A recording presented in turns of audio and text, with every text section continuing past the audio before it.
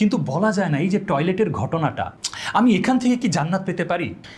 এই পুরো সফরের ভিতরে না, যেহেতু আমরা অনেকজন একসাথে থাকবো, একা একা তো থাকবো না, তাই না? এটা তো রাতের গভীরে একা বাসায় ঘুম থেকে উঠে তাহাজ্জুদ সালাত আদায় করার মতো নয়।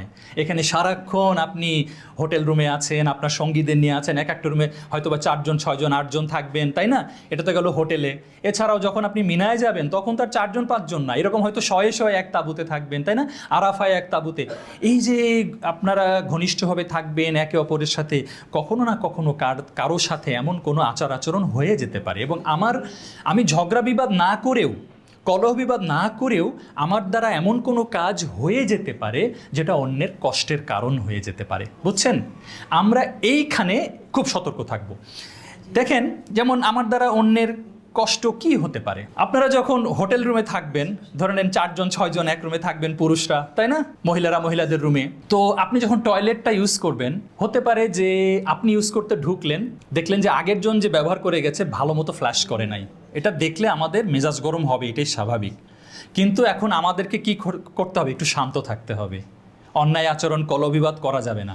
এখন আমার যদি মেজাজ গরম, আমি যদি সূচিবাই হই, কি হতে পারে? আমি দরজা টয়লেটে ঢুকলাম, বের হয়ে ঢুকেই দেখলাম ফ্ল্যাশ হয় নাই। মনে করেন আমার আগে আবদুল্লাহ ভাই ঢুকছিলেন, এখন আমি বের হয়ে হয়তো বললাম, এই আবদুল্লাহ ভাই, এটা আপনি কি করছেন, যান ফ্ল্যাশ করে আসেন। আপনি এরকম হতে পারে না?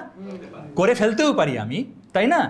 কিন্তু এই ক্ষেত্রে আমরা যদি কয়েকটা ঘটনা মনে রাখি, দেখেন, বলা যায় না ভাই, হজ এখনও করতে পারবেন কি পারবেন না, কারণ আমরা তো যাচ্ছি লম্বা সফরে। হজ তো থাকবে লিমিটেড কয়েকদিন, তাই না? প্রকৃত হজ, কিন্তু টোটাল সফরটাই আমাদের হজের সফর। বলা যায় না হজ আমি এখনও করতে পারবো কি না, আরাফার দিন আমি মাঠে উপস্থিত থাকতে পারবো কি না, আরাফার আগের দিনও আমার মৃত্যু হতে পারে। কিন্তু বলা যায় না এই যে টয়লেটের ঘটনাটা, আমি এখান থেকে কি জান্নাত পেতে পারি? ঠিক আছে, ওকে, আমি একটু এক্সাম্পল দিই। দেখেন, এক ব্যক্তি খুবই সিম্পল কাজ। দেখেন, এক ব্যক্তি পথ দিয়ে হাঁটছিল, সে পথে কাঁটাযুক্ত ডাল পড়ে থাকতে দেখলো। সে তখন ভাবলো এই ডালটা অন্য পথচারীদের কষ্ট দিবে। তখন সে কি করলো? ডালটা তুলে দূরে ফেলে দিল। নিশ্চয়ই হাদিসটা জানেন। আল্লাহ সুবহানাহু ওয়া তাআলা তার আচরণটাকে, তার এই কাজটাকে এত ভালোবাসলেন যে আল্লাহ কি করলেন? তাকে ক্ষমা করলেন এবং তাকে জান্নাত দিলেন। এইবার আপনি দেখেন, সিম্পল একটা কাজ না, বলেন তো? আসলে তো সিম্পল কাজ। আচ্ছা, আপনি বলেন তো ভাই, আপনার সন্তান আছে? আপনার সন্তানকে যদি বলতেন, মনে করেন সন্তানের নাম আব্দুল্লাহ, তুমি রাস্তায় কাঁটাযুক্ত ডাল অথবা কোনো কাঁচের টুকরা, লোহার টুকরা পড়ে থাকতে দেখলে এটা তুলে ফেলে দিবা, এটার জন্য আমি তোমাকে পুরস্কার দিব, আপনি কি পুরস্কার দিতেন? একটা আইসক্রিম খাওয়াবো, তাই না? একটা চকলেট দিব, বা চাইনিজ খাওয়াবো, ওকে ক্রিকেট ব্যাট কিনে দিব, অথবা, তাই না, এরকম একটা পুরস্কারই দিতেন। কিন্তু আল্লাহ কি গরিব? আল্লাহ কি পুরস্কার দিলেন? সর্বোচ্চ, যেটার জন্য আমরা এই দুনিয়াতে বসবাস করতেছি, আমল করে যাচ্ছি, তাই না? উনি ক্ষমা করে উনার জান্নাত দিলেন। খেয়াল করছেন? এখন আমি এই হাদিসটা মনে রাখবেন সারাক্ষণ, যে এক ব্যক্তি এই কাজ করে জান্নাত পাইছেন। এবার তাহলে আমি যখন টয়লেটে যাব, আমি টয়লেটটা এমনভাবে ক্লিন করে আসব, ওই লোক এমনভাবে ডালটা ফেলে দিলেন যেন আরেকজনের কি না হয়, কষ্ট না হয়। তাহলে আমিও এমনভাবে টয়লেটটা রেখে আসব না যেন আরেকজনের কষ্ট হয়, তাই না বিষয়টা?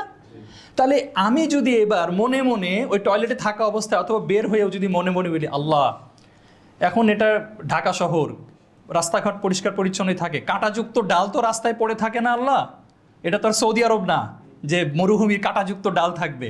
কাঁটাযুক্ত ডাল তো আল্লাহ থাকে না, কিন্তু হাদিসটা আমি জানি। তা আমি আল্লাহ এই যে এই প্যাকেটটা ফেলে দিছি, আমি আল্লাহ এই কাঁচের টুকরাটা ফেলে দিছি, হ্যাঁ, আমি আল্লাহ এই টয়লেটটা আরেকজনের জন্য কষ্ট না হয় সেই জন্য ক্লিন করে রেখে গেছি। আল্লাহ, তুমি আমাকে ওই ব্যক্তির মতো জান্নাত দান করো। বুঝতে পারছেন? আচ্ছা, আল্লাহ কি যদি আমাদের সঙ্গে কথোপকথন করতেন এখনো, আল্লাহ কি বলতেন যে ওকে আমি দিছি, তোমার এই কাজের জন্য আমি দিব না? তা তো না, তাই না? হ্যাঁ, আমরা আশা করতেই থাকবো, কিন্তু আমাদের আশাটা একটা ঘটনাই যেন শেষ না হয়ে যায়। অর্থাৎ, আচ্ছা, আজকে আমি টয়লেট ক্লিন করে বের হয়েছি, আমার আর দরকার নাই, আমি মনে হয় জান্নাত পেয়ে গেছি, না, নাও হইতে পারে, তাই না? এই জন্য আমরা কন্টিনিউয়াসলি আমার প্রত্যেকটা আচরণে কি করব, আমার সাথী ভাইদের জন্য সতর্ক থাকবো যে আমার দ্বারা তারা কোনো কষ্ট পাচ্ছে কিনা।